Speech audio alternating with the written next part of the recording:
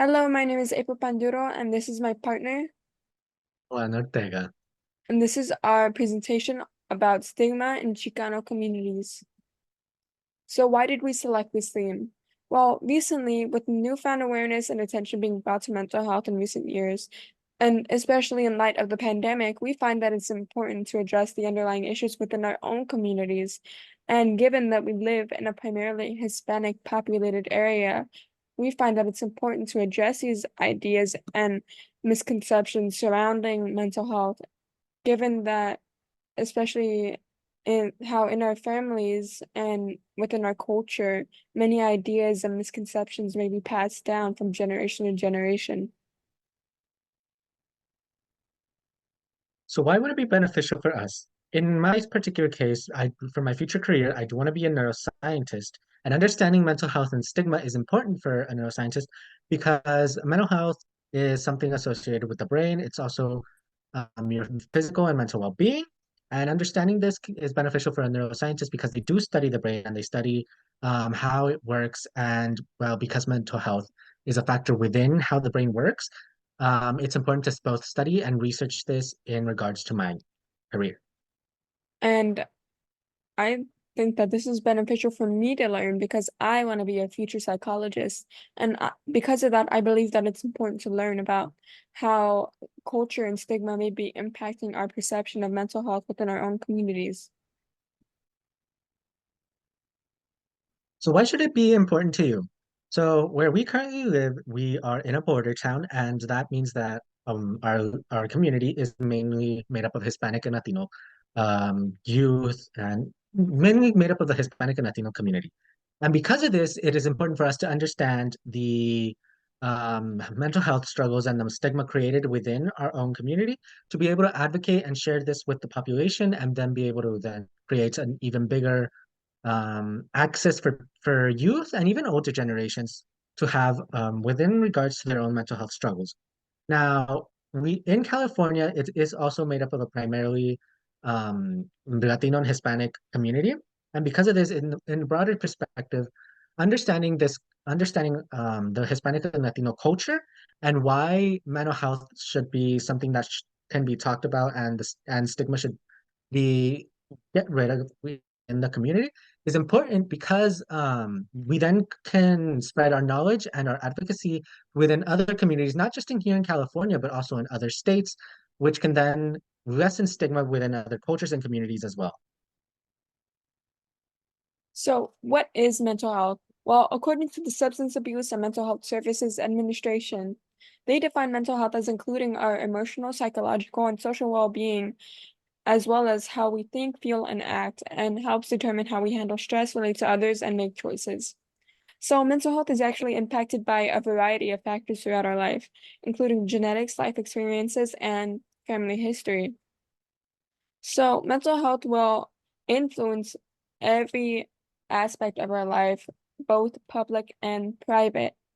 And this means that though we aren't necessarily cognizant of how it is influencing our decisions and our perception of others, it does so still, because mental health isn't always something that we are thinking about, but still remains present in our day-to-day lives. So in this, we put in some struggles that those facing mental health issues might be feeling, such as the feeling of worthlessness, anxious, and depression. Now, the understanding of mental health is that there are certain severities within it. And so if one's starting to struggle with their own mental health, then they might start feeling worthless or they might start feeling anxious. They might be even feeling some guilt. But then if things like that go unchecked or if they aren't able to get help from a professional, then those struggles then start developing into more severe things such as depression or suicidal thoughts, which is why we have, as a community, or why we as people should start destigmatizing these talks about mental health, not only with professionals, but also with family and friends, so that people are able to get the help that they need in regards to their own mental health struggles. So, what are coping skills? So, coping skills are ways that you may, or methods that you may use to help stabilize and reframe your sort of state of mind And of course, coping skills cannot replace a trained counselor or medical professional when it comes to managing mental health, and especially this pertains to those who are experiencing mental health crises. But that said, to most people, coping skills are a very great way to help, again, stabilize and reframe your state of mind. And some coping skills may be journaling, drawing, and listening to music, or to those who enjoy more active things, working out, doing your makeup, and taking walks may be more suited to them. Of course, there are a variety of coping skills, and most are not going to be tailor-made for everyone. Everyone enjoys different things and have different hobbies, and so coping skills will vary from person to person. And still, keeping this in mind, coping skills are a very invaluable way to help manage your mental health and your day-to-day life. I would also like to add that while these coping skills were mentioned are known as healthy coping skills, such as drawing and listening to music or working out, there are things known as unhealthy coping skills, which those would be some examples would be such as isolating yourself or practicing bad hygiene. And the difference between good coping strategies and bad coping strategies is that good coping strategies help you with your mental health, help you with your mental health, as discussed in the side, but bad coping strategies will actually deteriorate it and will hurt you more rather than benefit, which is why it's good to differentiate both of these and learn to practice the good coping skills. Now, in this slide here, this is more on what stigma is in generalization. But to explain it in more simple term, it's basically when you belittle something than what it actually is. So in regards to mental health, the form of stigma that usually is created is by saying stuff like, oh, you're just being too emotional, or oh, that's just you being dramatic, and stuff like that, then creates this environment, this harmful environment that makes people not want to share about their own mental health struggles. Which is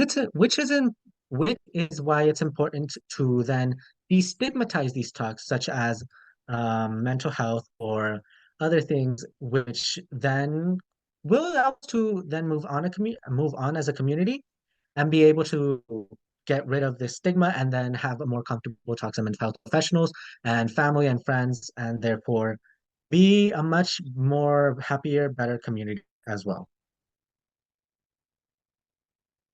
So, what does stigma look like in Chicano culture? Well, stigma is usually created due to a lack of information or misinformation passed down through generations or not believing in genetic causes for mental disorders. So, an example of this may look like perhaps someone's parent telling them that, oh, you're not actually depressed or anxious, you're just on your phone all the time, and that's what's making you feel that way. Of course, this is inaccurate. That being said, it's because of these superstitions which we see in our own communities that perhaps people's mental health may not be taken as seriously as it should be. In addition to that, interpersonal anxiety, which is fear about interacting with people different from you, is also a leading cause of stigma in ethnic communities. So an example of this is, for example, if someone interacts with someone with schizophrenia and in doing so they gain more experience dealing with people who have mental health disorders, and they will be more likely to reach out and ask for help when they themselves are undergoing some sort of mental health crisis or will need help, as opposed to others who don't have that sort of experience. So, in addition to that, many people also believe that being medicated for mental illnesses or seeking psychological treatment may be a signifier that someone is crazy or an illegal drug user. So, this, of course, is inaccurate, and those who have been medicated are obviously taking prescribed medication. However, not only is this a leading factor of stigma in Chicano culture, but it is also a factor in regards to African American communities in the United States as well. And As well as this, many people are also worried that these trained professionals will be lacking in experience with dealing with their community or with people with similar identities as them. So, an example of this is some people may be hesitant to trust a perhaps white medical professional who has lived in a very well-off neighborhood all their lives when they themselves come from an ethnic community or have lived in a poorer area throughout their lives.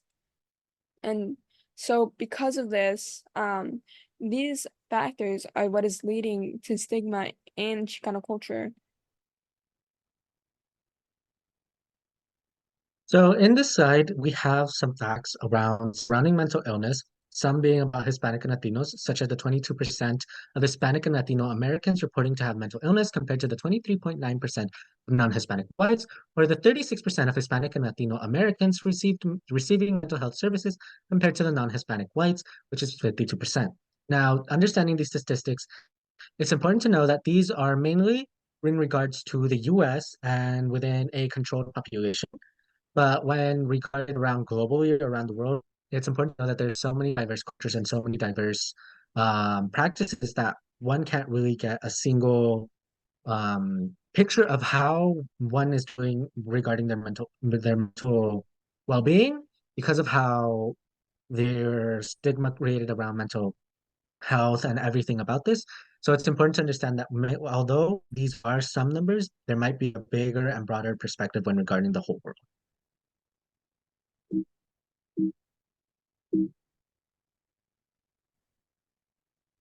So, how do we address stigma?